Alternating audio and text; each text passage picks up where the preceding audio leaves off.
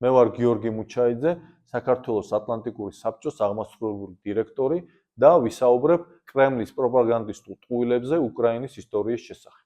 2022 წლის 24 თებერვალს რუსეთმა უკრაინაში კიდევ ერთი სრულმასშტაბიანი სამხედრო აგრესია წამოიწყო.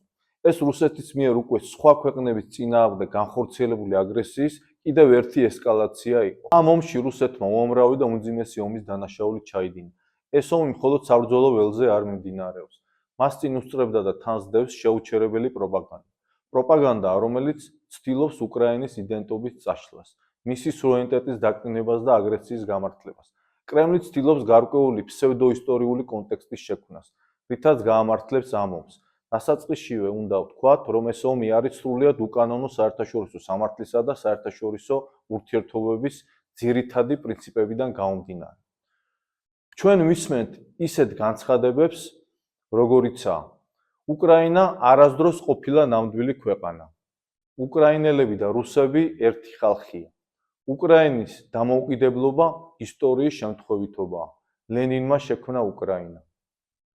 ეს არის არაუბრალოდ ცალკეული ტყუილები, არამედ უფრო ფართო ნარატივის ნაწილი, რომლითაც კრემლისტური პროპაგანდა ცდილობს დააკნინოს უკრაინის სახელმწიფოებრიობა, წაშალოს ან დაამახინჯოს მისი ისტორია და კულტურა.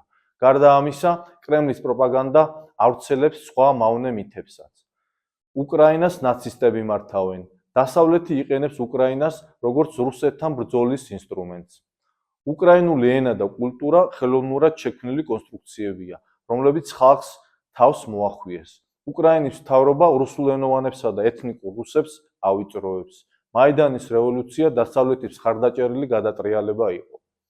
ეს სიცრუე არამხოლოდ კრემლის ოფიციალური პირებისა და სახელმწიფო მედიის მიერ ვრცელდება, არამედ ხშირად მას იმეორებენ საზღვარგარეთაც, როგორც ცალკეული ინდივიდები, ისე ზოგიერთი ორგანიზაციები ან უცოდინდრობის ან რუსეთის ხელისუფლებასთან დაკავშირებული ინტერესების გამო. დეზინფორმაციის ამ გლობალურ ვრცელს ძალიან საშიში გავლენა აქვს. ეს ტყუილები ამ სასტიკი ომის გასამართლებლად გამოიყენება. დასაწყისშივე მინდა ვთქვა, რომ ყველა ეს განცხადება არის სრული სიცრუე და კრემლის პროპაგანდის იარაღი. ამ ვიდეოში ჩვენ ვისაუბრებთ რეალურ ფაქტებზე და დავეყრდნობით ისეთი წამყვანი მეცნიერების ნაშრომებს, როგორიცაა მაგალითად ტიმოთი სნაიდერსი. ჩვენ წარმოვაჩენთ სიმართლეს ამ ტყუილებისა და დეზინფორმაციის კამპანიების მიღმა. უკრაინის ისტორიას ღრმა ფესვები აქვს და უკავშირდება კიევის რუსეთს, ადრეული შუა საუკუნეების სახელმწიფოს. ეს პოლიტიკური და კულტურული ცენტრი ყვაოდა ბევრად ადრე, ვიდრე დაიწყებოდა თანამედროვე რუსეთის აღმავლობა. როგორც ისტორიკოსი ტიმოთი სნაიდერი აღნიშნავს, კიევის რუსეთს ცენტრალური როლი ჰქონდა უკრაინის ისტორიისა და იდენტობისთვის. დიდი ხნით ადრე, სანამ თანამედროვე რუსული სახელმწიფო გაჩნდებოდა. თუმცა, კრემლის პროპაგანდის მიერ ეს ფაქტი დამახინჯებულია, რათა წაშალოს უკრაინის ისტორიული სუვერენიტეტი. ერთიანი რუსეთის ისტორიად ქცევის იდეა ანადგურეს იმ რეალობას, რომ უკრაინა იყო ცენტრალური ამ ადრეულ სახელმწიფოში, მის პოლიტიკასა და კულტურაში, გვახსნევს საიდერი. იგივეს ამბობს ჰარვარდის უნივერსიტეტის ისტორიის პროფესორი და მკვლევარი სეჰი პლოხი. იგი ხაზს უსვამს უკრაინის მტკიცე ისტორიულ მას კიევის რუსეთთან, მის კულტურულ და პოლიტიკურ დამოუკიდებლობას საუკუნეების მანძილზე რუსული სახელმწიფოს წარმოშობამდე. მისი სიტყვებით, უკრაინის ისტორია არის გამძლეობის ისტორია, რომელიც აღინიშნა დამოუკიდებლობისა და სუვერენიტეტისთვის ბრძოლით, შუა საუკუნეების კიევის სახელმწიფოდან თანამედროვე ერამდე. მთელი ისტორიის განმავლობაში უკრაინის სახელმწიფოებრიობა ყოველთვის გამორჩეული რჩებოდა. მე-17 საუკუნის კაზაკთა ჰეტმანატი უკრაინის თვითმმართველობისა და კულტურული შენარჩუნებისკენ სწრაფვის სიმბოლო იყო. ჰეტმანატი არამხოლოდ სამხედრო ძალა, არამედ პოლიტიკური ერთეული იყო, რომელიც ადრეულ უკრაინულ ავტონომიას განასახიერებდა. კაზაკთა ჰეტმანატი აჩვენებს უკრაინელთა ადრეულ და მუდმივ სწრაფვას ავტონომიისა და თვითმმართველობისაკენ, მემკვიდრეობას, რომელიც იმპერიებს სურდათ წაეშალათ, ამბობს სნაიდერი. უკრაინა ყოველთვის იყო იმპერიების საზღვარი, მაგრამ მიუხედავ ზეწოლისა, მუდმივად ინარჩუნებდა თავის კულტურულ და პოლიტიკურ იდენტობას. მე-20 საუკუნის დასაწყისმა უკრაინის სუვერენიტეტისათვის ბრძოლას კიდევ ერთი თავი შემატა. 1917-21 წლების უკრაინის სახალხო რესპუბლიკა აშკარად გამოხატავდა დამოუკიდებლობისგან სწრაფვას. სნაიდერი აღნიშნავს, უკრაინის სახალხო რესპუბლიკა აჩვენებს, რომ უკრაინელები აქტიურად ცდილობდნენ დამოუკიდებლობას საბჭოთა კავშირის შექმნამდე, რაც უარყოფს იმ მტკიცებას, რომ უკრაინა მხოლოდ საბჭოთა ქმნილებაა.